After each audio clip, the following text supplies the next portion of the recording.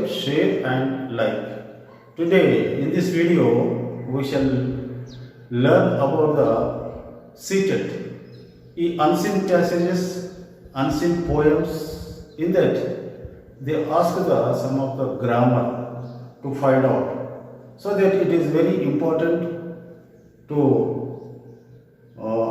understand and to learn some of the grammar which has been given in the c-tet. Okay, already in the previous video we learned about the parts of speech.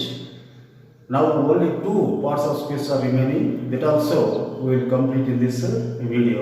Okay, ఇంతకుముందు మనము వీడియోలో మనము parts of speech గురించి నేర్చుకున్నాము. మొత్తం total వచ్చేసి 8 parts of speech ఉంటాయి. అందులో 6 నేర్చుకున్నాము. 7, 8 మిగిలిన 2 కూడా పార్ట్స్ ఆఫ్ స్పీచ్ను ఈ వీడియోలో మనము నేర్చుకున్నాము. ఎందుకంటే అన్సీన్ ప్యాసేజెస్, అన్సీన్ పోయమ్స్, తర్వాత కాంప్రిహెన్షన్ ఏదైతే ఉంటుందో అందులో ఈ యొక్క పదాలను వాళ్ళు గుర్తించమని అడుగుతారు.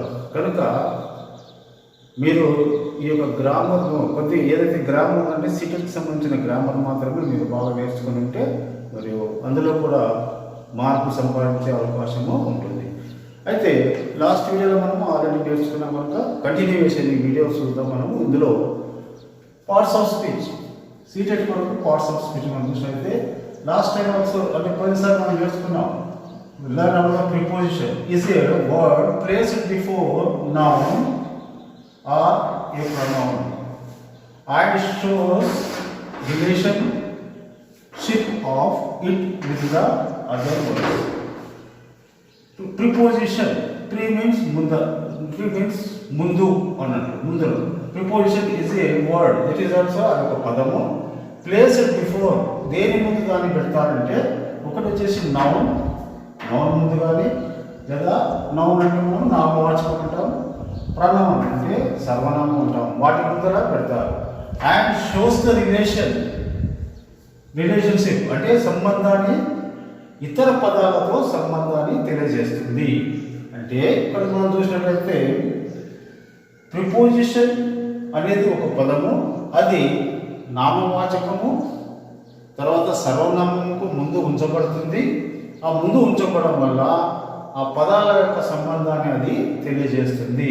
అది గుర్తుపెట్టుకొని మనము ఎప్పుడైతే క్వశ్చన్ అడుగుతారో ఆ క్వశ్చన్లో మనం దాన్ని అంటే గుర్తుపట్టాలి. గుర్తుపట్టినప్పుడు మనకు మార్క్స్ అనేవి వస్తాయి. నెక్స్ట్ వచ్చేసి 7th వన్ వచ్చేసి మనకు కంజంక్షన్ చూసినట్లయితే ఇట్ ఈజ్ ఏ వర్డ్, ఇది కూడా ఒక పదము. దట్ జాయిన్స్ టుగెదర్ సెంటెన్సెస్ వాక్యాలు, క్లాజ్ అంటే పదాల సమూహము, ఆర్ వర్డ్స్ పదములు. అంటే కంజంక్షన్ అనేది ఒక పదము. ఆ పదం ఏం చేస్తుందంటే ఇట్స్ జాయిన్స్ టుగెదర్ సెంటెన్సెస్ అంటే కొన్ని వాక్యాలను కలుపుతుంది, 2 వాక్యాలను కలుపుతుంది. తర్వాత క్లాజెస్ అంటే పదాల సమూహాన్ని కలుపుతుంది, లేదంటే కొన్ని పదాలను కలుపుతుంది.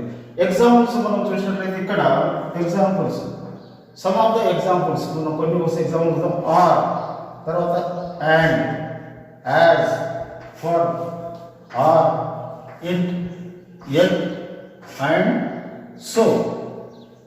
These are the some of the examples for the conjunction. Let us see some of the examples for the conjunction. It is the one of the parts of speech. ఇది parts of speech లో ఒక భాగము.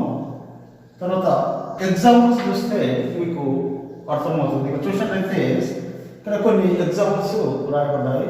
Krishna and Rama were great friends. ఇక్కడ మనం చూస్తే Krishna and Rama great friends. ఇక్కడ ఏం చేస్తుందంటే కృష్ణ రామ అనే 2 పదాలను ఇక్కడ కలుపుతుంది. కనుక this is the conjunction. Next second మనం చూస్తే ఇక్కడ he went up the hill and down the lake. అతడు పైకి అంటే హిల్ పైకి ఎక్కిపోయినాడు, తర్వాత ఆలస్యంగా కిందికి వచ్చినాడు. ఈ రెండు సెంటెన్స్ ఇక్కడ అండ్ అని ఇక్కడ కలుపుతుంది కనుక ఇది కూడా కంజంక్షన్ కిందికి మనం తీసుకోవాలి.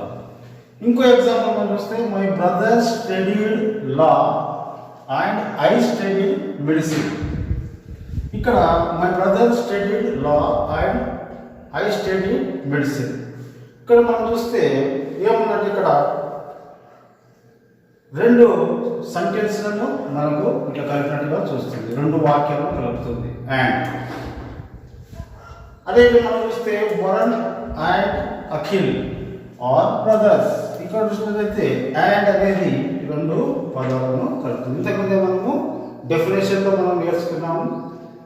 అదే ప్రనౌన్కు ముందు తర్వాత ప్రనౌన్కు ముందు ఉండి కొన్ని పదాలను తో సంబంధాన్ని కలుగజేస్తుందని. కనుక ఇక్కడ చూసినట్లయితే మనము ఈ విధంగా అఖిల్కి ముందు ఇక్కడ మనకు నౌన్ కనుక నౌన్కు ముందు ఇక్కడ మనం చూస్తున్నాం. నెక్స్ట్ ఎగ్జాంపుల్ మనం చూద్దాం. ఇక్కడ చూస్తే he is week but Brave. అతడు బలహీనంగా ఉన్నాడు కానీ అతడు ధైర్యవంతుడు. బట్ అనేది ఇక్కడ మనం చూసినట్లయితే ఇక్కడ కంజంక్షన్. ఈ విధంగా కంజంక్షన్ అనేవి తర్వాత కంజంక్షన్స్ అనేటివి ఏం చేస్తాయంటే వాక్యాలను పదాలను రెండు పదాలను వాక్యాలను తర్వాత మధ్య కలుపుతూ ఉంటాయి. వాటిని మనం వచ్చేసి కంజంక్షన్ అంటాం. Now will go for the from the parts of speech. Last part of speech is the interjection. Interjections అంటే తెలుగులో ఆశ్చర్యార్థకము. Interjection are words used to express emotions such as joy or sorrow, excitement, surprise. ఇక్కడ మనం చూసినట్లయితే interjection అనేది కూడా ఇవి పదాలు ఏం చేస్తాయంటే మనిషిలో ఉండే ఎమోషన్స్ను ఉద్వేగాన్ని మనుషుల్ని తెలియజేస్తారన్నట్టు. ఎటువంటి సత్యాస్ అంటే ఆనందాన్ని తెలియజేసినప్పుడు తెలియజేస్తాయి. తర్వాత సారో దుఃఖాన్ని తెలియజేస్తాయి. తర్వాత ఎక్సైట్మెంట్ అంటే ఉద్రేకాన్ని తెలియజేస్తాయి. సర్ప్రైజ్ అంటే ఆశ్చర్యం. ఈ పదాలు అన్నీ కూడా ఇంటర్జెక్షన్స్ కిందికి వస్తాయి. అయితే పదాలు ఏంటివి ఎగ్జాంపుల్ చూస్తే ఇంటర్జెక్షన్స్ ఆర్ హుర్రే, తర్వాత అలాస్, తర్వాత whoa. These are the examples for the interjection.